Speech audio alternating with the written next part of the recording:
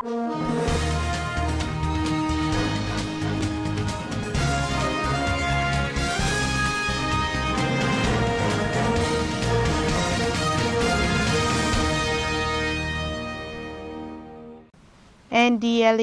arrests impound 1,503 kg of drugs in Zamfara State. Chief of Air Staff with Humanitarian Affairs Minister. Nigeria Academy of Science President says ASU strike is damaging Nigerian university education. On business, federal government puts presidential jet up for sale. And on the international scene, President Muhammadu Buhari to attend Guinea-Bissau National Day celebration. Hello and welcome to Svtv News. I am Musa Joy Unyoza. Zamfara State Command of the National Drug Law Enforcement Agency has recently impounded 1,503.044 kilograms of assorted illicit drugs and arrested 2 suspects in connection with the illegal possession of the items. The State Commander of the agency, Mr. Gabriel Adamu, who disclosed this to the press in South Area Command, said the Area Command acting on intelligence information had on 11th of this month intercepted a Mercedes-Benz truck with registration number XY200FGG along Gusau Sokoto Road. For more on this story, Peter Phillips report. He disclosed that on inspection of the vehicle, a huge consignment of assorted illicit drugs were discovered concealed in various corners of the truck. Mr. Adamu explained that items discovered in the vehicle include 185 kilograms of cannabis sativa, 11.5 kilograms of Hypnox, 14 kilograms of diazepam, 22.7 kilograms of Valinix 5, 10 kilograms of Exor 5, and 59.844 kilograms of codeine syrup, amounting to several millions of naira. He regretted that all the illicit and harmful items were targeted to be dispensed in Zamfara State, and the youth were the target, lamenting that if the huge load of nefarious drugs were allowed to infiltrate into the society, it will surely disturb the peace of the state.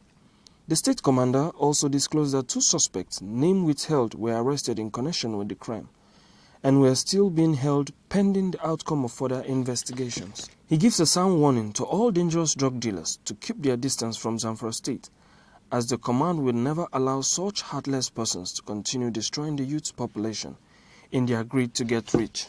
Speaking at the occasion, the State Commissioner for Security and Home Affairs, Alhaji Abubakar Mohammed Dauran, while commending the efforts of the agency, said the interception of the dangerous drugs was a great help to his ministry. He expressed the belief that these nefarious drugs were the major driving source of most crimes in the state, such as banditry, kidnapping, as he observed that once it is consumed, the person becomes hallucinated and rendered heartless, animalistic, and can involve in any inhuman behavior without remorse. In his response, the governor of the state, who spoke through his commissioner for local government and chieftaincy affairs, Alhaji Yahya Chadu Gura, also stressed that most of the crimes committed against humanity are orchestrated from the use of such drugs. He said the state government is particularly pleased with the seizure of such large size of illicit drugs by the Surface Zonal Command, giving assurance that his government will remain committed to assisting the state command, recalling that recently the government donated 2 new operational vehicles to boost its morale. Peter Phillips reporting for Standard Voice Television News, Gusau. The Chief of Air Staff, Air Marshal Sadiq Abubakar, has married the Minister of Humanitarian Affairs, Disaster Management and Social Development, Hajia Sadia Umar Farouk. According to report, the wedding fatia took place on Friday last week, September 18, 2020, at the residence of the minister's cousin Alhaji Sani May Kasset in Abuja. For more on the story, over now to our correspondent Dahiru Sumaila Mafara. This is against earlier report by some section of media that the wedding took place at Metama Jumat Mosque in Abuja. A source close to the minister's family told Standard Voice Television that the wedding was conducted in compliance with the coronavirus pandemic protocol and the law keyed. The source said only few people were invited to attend the wedding party, as both the bride and the groom did not want much publicity on the event. This has now put to rest the controversy that the minister was marrying President Muhammadu Buhari. According to other media reports, the couple have been in a relationship for a while. Sadiya Farouk responded to fake news about marrying Buhari. There were reports in October 2019 that President Buhari and the minister have gotten married, a claim that was disputed. That has been the report. Dahiru Samaila, Standard Voice News. Ahead of the threat by the Nigerian Labour Congress (NLC) to resort to an industrial action to force the federal government to rescind its decision to hike oil and electricity prices in the country, the Nigeria Governors Forum is holding an emergency meeting of all the governors to seek ways of settling the rift and finding a mutually agreed soft landing on amicable grounds.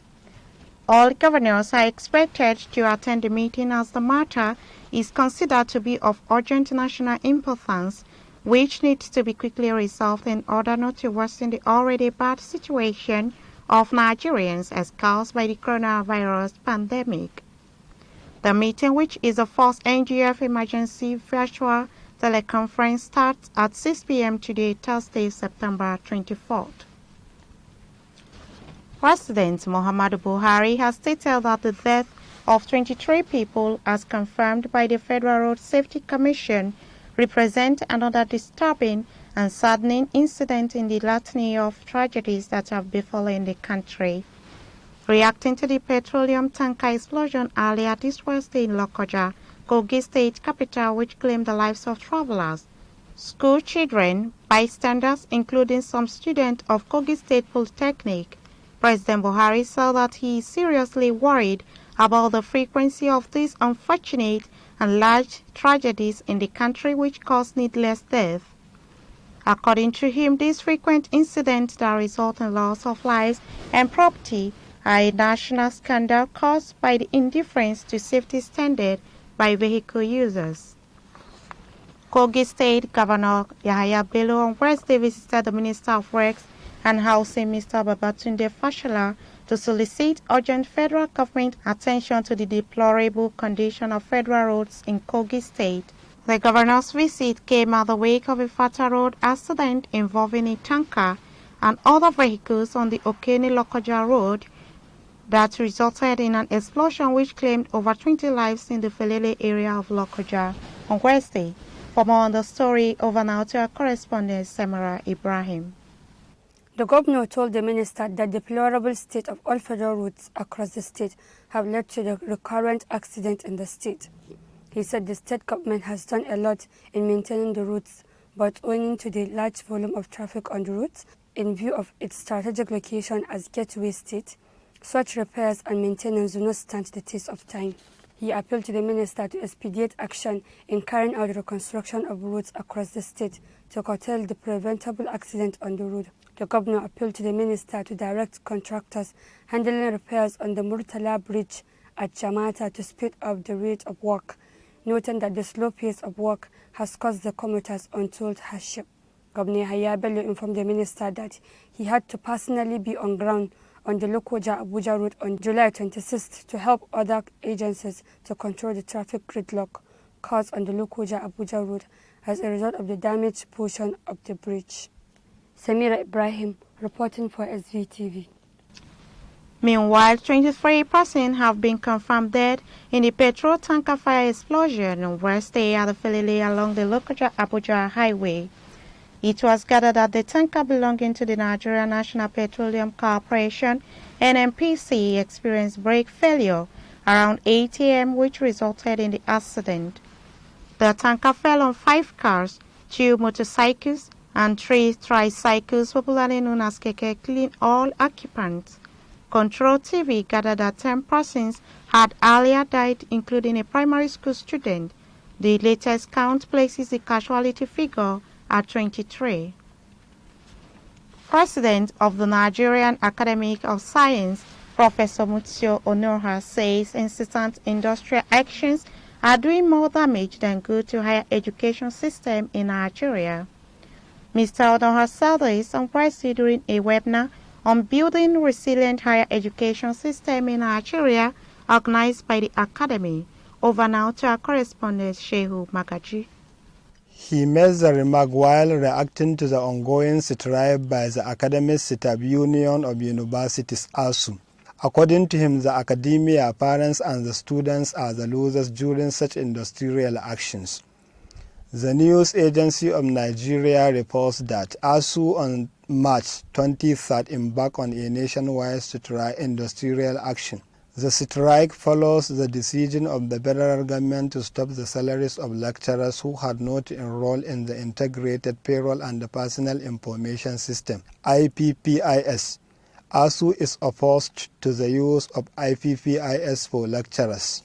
The strike is also to compel the government to implement the agreements and the resolutions of Memorandum of Action discussed in the 2009 ASU/FNG agreement, the 2012 Memorandum of Understanding MOU, and the 2017 Memorandum of Action MOA, all of which had not been implemented. Mr. Onoha, however, urged the federal government to stop entering into agreements it could not honor. Instead of entering into agreements and not implementing them, the government should keep dialoguing with the ASU until it gets it right, with the challenges facing the public tertiary institutions. He said the incessant strikes are really affecting the university education negatively. Shehu Magaji reporting for SBTV. President Muhammadu Buhari lauds Chairman, United Bank for Africa, Mr. Tony Elumelu, on his being named among Time 100 most influential people of 2020. The president commends Elumelu's vision of Afri-capitalism, which exposes that Africa's private sector must play a leading role in the continent's development through long-term investment, entrepreneurship, and regional connectivity, adding that it was just a matter of time before such got global attention. President Buhari says Elumelu's commitment to the development of African youth, whom he has given a voice and empowerment, investing $5,000 in 1,000 young entrepreneurs per year across 54 countries, pedestals him as a visionary with milk of human kindness, and such, among others, must have qualified him for the Time Hall of Fame. The president wishes Elumelu greater success on all fronts and recommends his strides to higher net worth people. Youth in Niger Delta region on Tuesday extolled the sterling qualities of the Minister of Niger Delta Affairs, Chief Godswill Akpabio, describing him as a man of honor. Besides, the youth under the aegis of Niger Delta Youth Movement praised the National Assembly for working with the Ministry of Niger Delta Affairs towards the realization of its objectives. At a gathering in Calabar, the youth expressed delight and satisfaction with the high degree of determination so far exhibited by Senator Akpabio to move the Niger Delta region forward. The youth said Senator Godswill Akpabio is a shining example, a model to all of them. He has so far demonstrated an admirable commitment to doing everything possible to develop the Niger Delta region. The Federal Executive Council has approved $1.95 billion for the construction of Kano Dutse Jigawa Katsina Jibia Maradi Niger Republic Rail Line project. The Minister of Transportation, Mr. Rotimi Amechi, made this known when he briefed State House correspondent on the outcome of the council meeting presided over by the President, Muhammadu Buhari, at the Council Chamber State House, Abuja. He said the council also approved 3 billion naira for the design, manufacture, supply, testing and commissioning of one railway crane for 150-ton capacity for emergency and recovery of rolling stocks. The governor of Kaduna State, Nasiru El-Rufai, says he is determined to end the insecurity crisis of southern Kaduna before he leaves office in 2023. The southern part of the state has experienced a series of attacks from bandits and Boko Haram, which has left hundreds of residents murdered while others displaced. Governor El-Rufai, who spoke Monday morning on CAD Invest 5.0 aired on Channels Television, said his government have been taking some steps to end the decade-long crisis. The former FCT minister said the violence fueled by the intolerance was not met with adequate consequences by past administration, worsening the crisis which spans decades. He said the justice system has also been too slow in prosecuting offenders and that deterrence must be set. We'll be right back after this short commercial break. Stay tuned.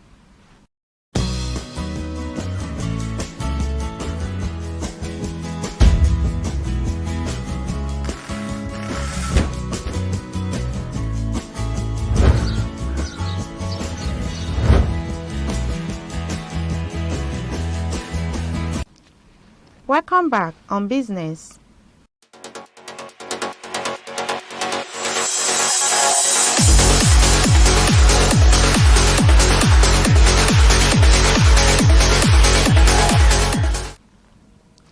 The federal government has put up for sale a jet in the presidential fleet, Hawker 4000 aircraft with registration number 5NFGXRC066.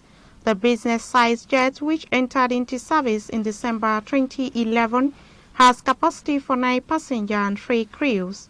Finding indicates that only 73 Hawker 4000 aircraft were manufactured by Hawker Beechcraft between 2001 and 2013, and they were sold for $22.91 million each as of 2012.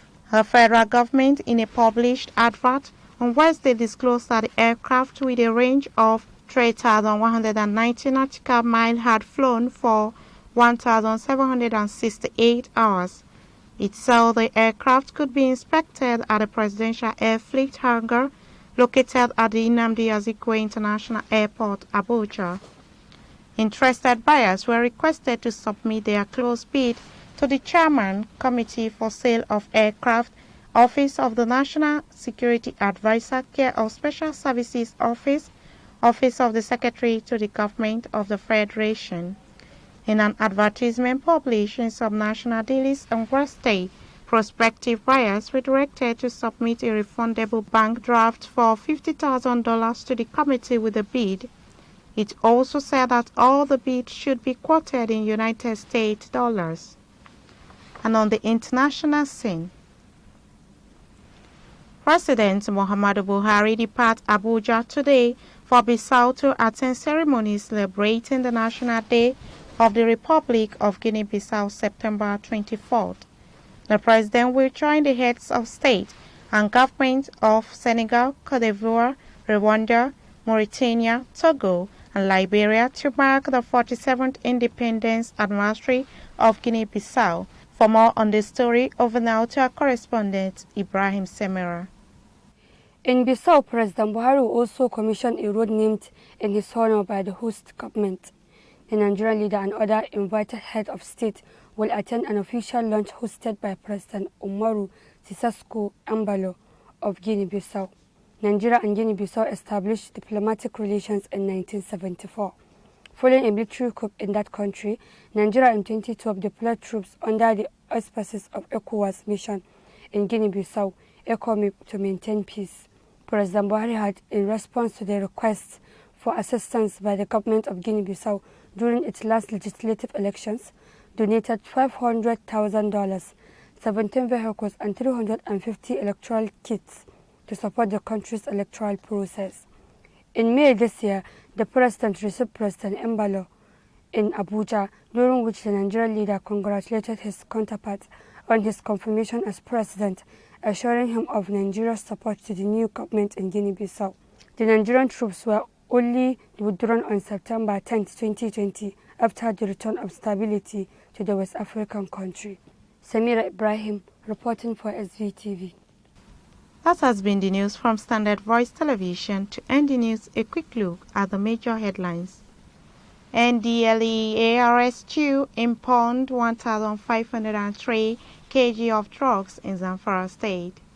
Chief of Air Staff wed Humanitarian Affairs Minister. Nigeria Academy of Science President says ASU strike is damaging Nigerian university education.